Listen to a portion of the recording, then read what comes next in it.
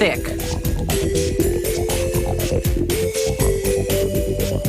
Workers weigh out the amount they're packaging, in this case 70 grams. They place each portion on a tray made of aluminum-coated cardboard. Aluminum blocks the fat from seeping through. To kill off any remaining bacteria, they vacuum pack the wrappers, then deep freeze them for about an hour at minus 35 degrees Celsius. They store and ship at a milder minus 18, the temperature of your home freezer, where this preservative-free smoked salmon stays fresh for a full year.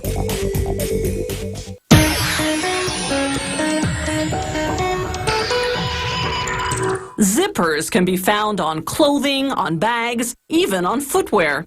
The zipper started out as a newfangled closure mechanism for boots and tobacco pouches. The fashion industry didn't put them on clothing until the 1930s, some 80 years after the invention of this fabulous fastener.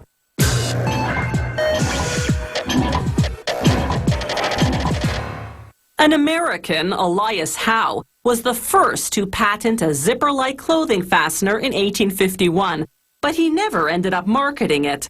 It wasn't until 1893 that another American, Whitcomb Judson, designed a similar device called a clasp locker. He eventually hired a Canadian engineer, Gideon Sundback, to simplify the original complex design, which had never really taken off. In 1917, Judson and Sundback patented the modern zipper.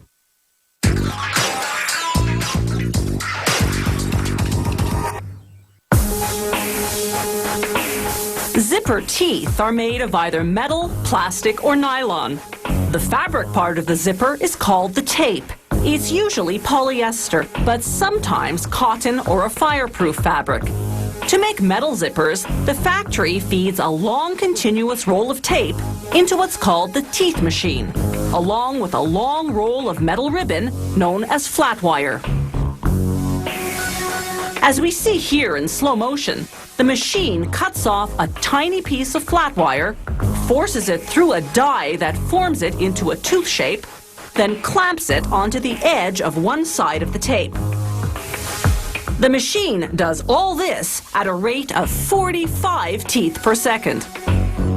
These zipper teeth are aluminum. Sturdier zippers are made of stronger metals such as brass and nickel. Depending on the model, teeth can range in width from about 3 to 10 millimeters. The wider the teeth, the thicker they have to be. Workers now feed two tapes with metal teeth into what's called the joining machine. The teeth interlock, meshing the two halves of what's now a continuous zipper. From there, it's into a cleaning machine, which first washes the zipper, removing any shards of metal left behind by the tooth cutting process. After drying the zipper, the machine applies a coat of hot wax. This lubricates the teeth so the slider will glide over them smoothly. Next stop is the gapping machine. It removes a 4-centimeter long section of teeth at regular intervals. They'll later cut the tape at these gaps, dividing the continuous zipper into several shorter zippers. There are two main types of zippers. Closed-end zippers are the kind whose two halves don't separate at the bottom when opened. Purse zippers, for example. These need a part called a bottom stop, a thick piece of flat wire positioned at the base of the zipper. When you unzip, it stops the slider and prevents the two halves from separating.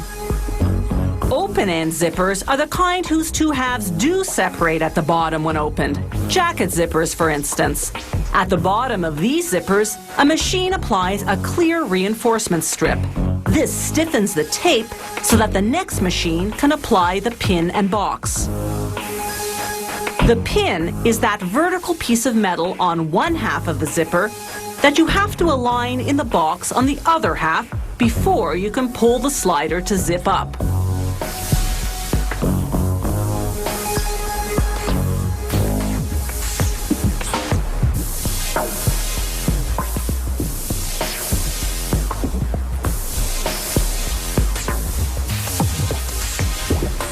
The next machine installs the slider.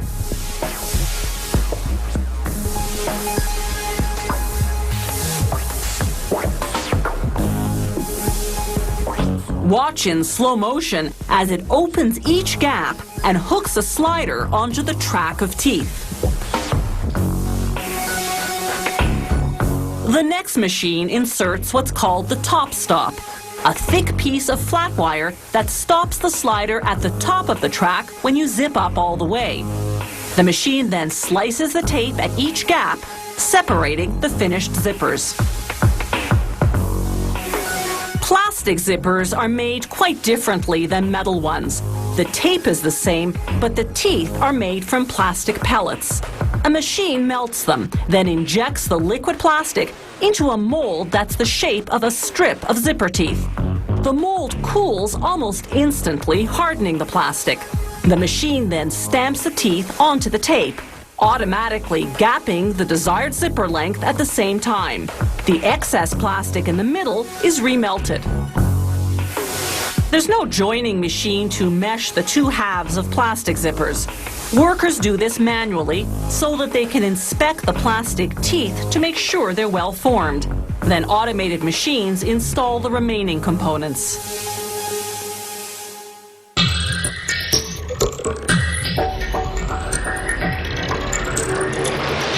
If you have any comments about the show, or if you'd like to suggest topics for future shows, drop us a line at www.howitismade.net.